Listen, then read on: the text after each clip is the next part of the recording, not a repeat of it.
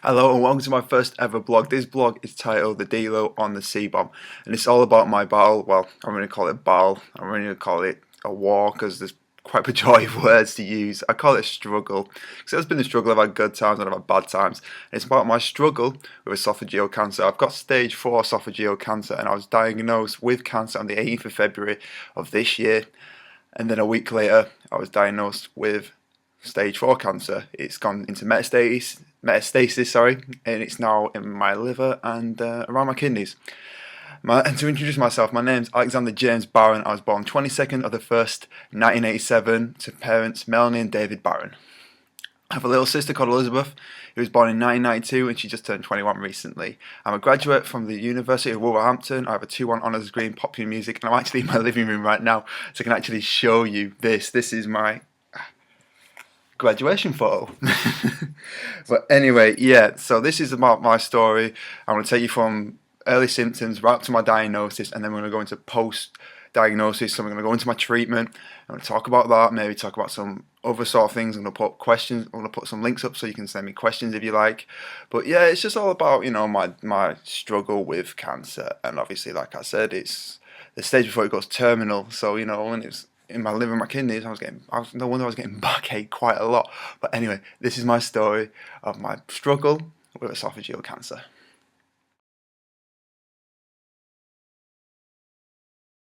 Alright, so my story. Basically, to pinpoint an exact location, an exact point in time when I started to realise I had symptoms of cancer would be October last year when I was 25. And the exact moment I realised, what eventually became esophageal cancer was I was walking to work, and I was eating a sandwich, like 2 slices of toast bread with some ham in it, and I guess about between my house and work, and it got stuck in my gullet, and I was in like a lot of pain, and I had to throw some of the food away, and then I had to sort of walk from where I was to the canteen at work to get some like Dr. Pepper to wash it down, and then I just assumed that it was got a bit off more like a chew, and didn't think anything of it. And then about November time, I was bedridden. It started to get more frequent. Food started to get stuck more frequently. It was like quite infrequent at first, and then it got a little bit worse and a little bit worse. Then the pain intensified, and then my body started rejecting the food as well. And I used to use water to flush it all down with, and then yeah. So like I was like throwing water back to try and get the food down, but the food wasn't going down because obviously it's closing. And then obviously it's throwing it back out, and then I was in a lot of pain when it threw it back out, and yeah. So and then around my birthday, which is the 22nd, about a week after that, I was taken to hospital because I couldn't even swallow yogurt or milkshake at that point. It got to the point where it was that difficult. I couldn't even swallow that. It was just the pain was undescribable. Little bites. I couldn't even eat an apple. Couldn't eat anything. And I was taken to the hospital about 3-4 days later. I was given endoscopy, so they stick a camera down your throat, and they say you feel like you're choking when they give you this camera down your throat, but you're not choking, which is a lie. You are, and it really, really hurts when they put the camera down. And then they did biopsy. So I was released, discharged from hospital. They said it was an ulcer, blah blah blah, and then about 2 weeks later, I was sat in a consultation room, and the doctor. And that weekend, I couldn't even get out of bed. I remember crying to my mum. It was like, it wasn't my muscles hurt. It was like my whole bone structure hurt. It was like weightlifting with my own body to get out of bed. The pain was undescribable. Like in the early days when I start to get symptoms, I got chronic jaw ache, and I used to take like 2 ibuprofens and 2 paracetamols. I just constantly drugged myself up so I could function. And the day I was actually hospitalised, I was actually going to go into work. Imagine that. If I would have gone into work and I would have gone into hospital and I would have got the biopsy and I would have forced someone to give me some treatment, it probably would have gone terminal. It could have killed me. I was so happy-go-lucky, and I was like, oh, it'd be fine, because at first I thought it was maybe, acid reflux. We thought it was, and then we thought it was dysplasia. Then we got told it was ulcers, and then, 2 weeks later they go, oh, you've got, cancer, and then a week later they go, it's stage-IV cancer. And then I remember sitting in this doctor's room. It's like an old school sort of like a headmaster's office You know, like when you go into like school, they just got them like a desk that you'd have, but they have them weird drawers attached to it. And I was sitting there, and it was like, and then they just basically got this big A3 sheet of paper out, and they were like, "You sign this, or you go away and you die." Basically, that's it. There's that black and white. There's no way about it. That is how it happens. But yeah. So then I started chemotherapy literally that Thursday. So on Monday, Monday the 8th of February, I get diagnosed with esophageal cancer. That Thursday, I went for the CT scan. We went back to Barrow Finesse General for the CT scan results. Got told it was stage 4 metastasis cancer. I signed an A3 sheet of paper, signed my life over to them, and that Thursday I started treatment. So within a fortnight, I was receiving chemotherapy. And yeah, it was just one of those weird experiences. It doesn't feel real, and only idiots ask questions they don't want the answers to. So I'm really sort of bliss of ignorance at first. I've asked so many questions now, and I've got a lot of information. I've had a lot of support. But like around Christmas time, I went down to between. I think when I was just as I was about to receive treatment, I went between 9 and 8.5 stone in weight, which isn't which isn't normal. I'm 6'1". I should be at least 10.5 stone. So I was like really, really, really thin. And basically they put me on chemotherapy, and then yeah, so I started that. I've got 6 cycles. I'm just past my 4th cycle. I've got 2 more cycles to go, and I take 2,200 milligrams of pills a day. And then when I come out of treatment, I take like 11 pills. So there's like anti-nausea, there's steroids, there's this and there's that, and you've got like a handful of pills. And yeah, it was quite intense for a while. And it was just so weird. I mean, like this, just from going thinking I caused damage to my mum lecturing me that and saying, "Oh, that's probably why, because you eat too quick and you eat too big bites and blah blah blah." It was nothing I've done, but this whole point of this blog was to bring attention to esophageal cancer, because there's a lot of press about prostate, and there's a lot of press about testicular, and there's a lot of press about breast cancer and lung cancer and throat cancer. But esophageal cancer shouldn't affect people my age. I shouldn't get this. This only affects this is like the straw that breaks the camel's back. This is what happens in elderly people who've probably had diabetes and not looked after themselves and smoked and drank all their life, and then this is the final thing that sort of puts them in the casket, so to speak. And so testing for it would have been a waste of time. So I'm not mad, because like I would never guess I had cancer. None of my family has cancer, so it was bizarre. I never thought in my wildest dreams I'd ever get cancer, right? So yeah, and then bad roll of the dice, whatever. I got it. Deal with it. But this whole blog is about this, and I want to the next section of this video is going to be about chemotherapy.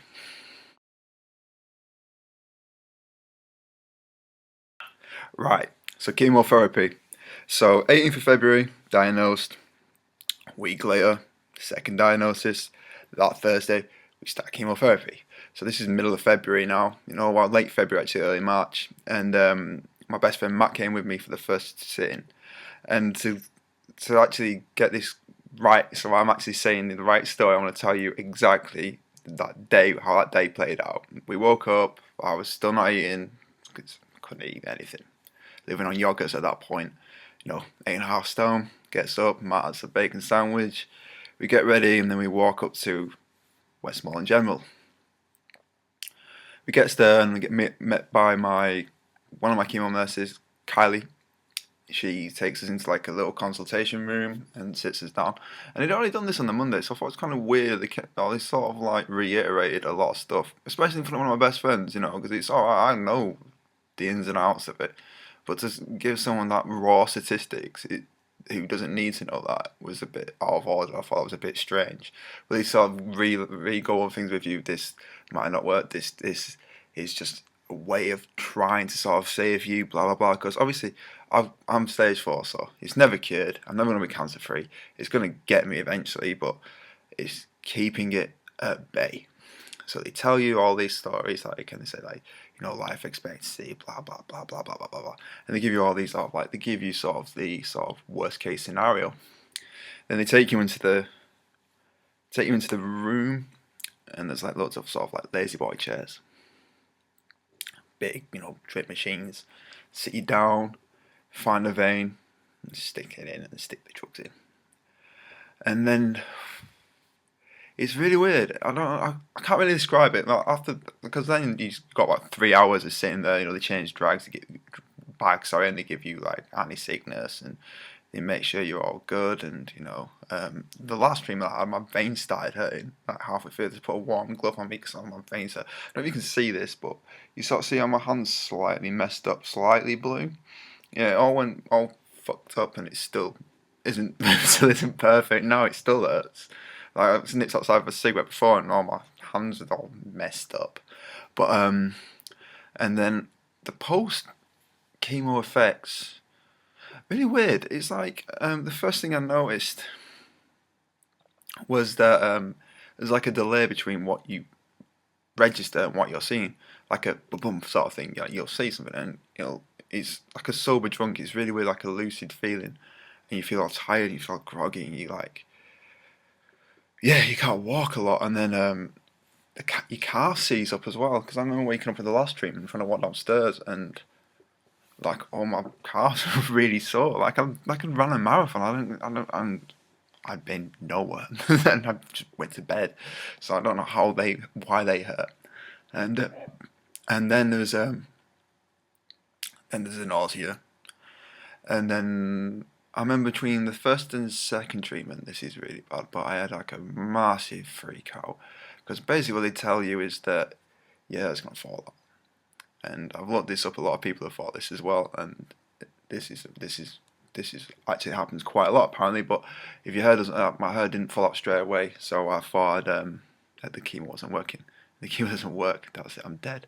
So I had this panic attack, like freaked. Like I had her then, so I was almost pulling it out. I was crying uncontrollably, and then I went to my second treatment, and then I think within about a day of it, it was starting to come out a little bit at first. And within about a day, it was, yeah, you could just pull it out. It didn't even hurt. You can pull clumps of your own hair out. And then I shaved my head, and I think I'm going to start to grow it back now, but I don't know. I'm quite happy with the beard and the shaved head, to be honest. But yeah, that was. And then the second treatment, I was super sick. They gave me they give you anti-nausea meds, and I thought you only took them for the first time, but it's supposed to carry you through to your second treatment. So I didn't take anti-nausea meds the second time, so I was sick as a dog. I didn't eat very much. The second time around, I noticed for the first time my taste buds go funny, and that is the worst one of all. Everything tastes weird in your mouth. Water, everything. It's like going out drinking all night, waking up with a gammy mouth. Best way to describe it. That's what it feels like. And yeah, that was a weird symptom. I'm trying to think of more. I'm gonna do another video after my next chemotherapy, so I'm experiencing symptoms as I tell them to you, so you can see what I go through. But yeah, chemotherapy is a necessary evil. I moan to my parents. I'm nasty, like really, really vile. I just get so bitter and so angry that that gets caught in the crossfire.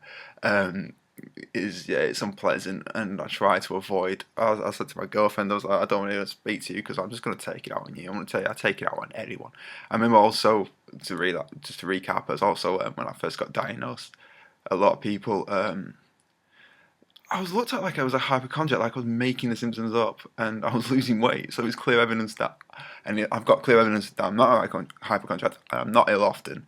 So when something goes really wrong, I instantly know, because I'm not. I don't go home from work with a bad stomach or a poorly arm or go home, my back hurts a bit. I just soldier through it. I went to work over Christmas. I had norovirus and early stages of cancer, and I worked through Christmas. So if that makes me an hypochondriac, then I really, really can't understand how. But yeah, in the early days, because a lot of people had sort of looked down their noses at me for a while. Well, not a lot of people, a few people. I can't really say, was going to specific, but I went through this phase of breaking the news in a really brutal fashion because I was so angry and I was so like, I told you I was sick sort of attitude. It's not my laptop. That I went postal. It felt good to do it, to be honest. It shames me to say that, but it did because, you know, got my laptop on for a second then. So yeah, that's chemotherapy. Next on my list, on my agenda, is advice. So,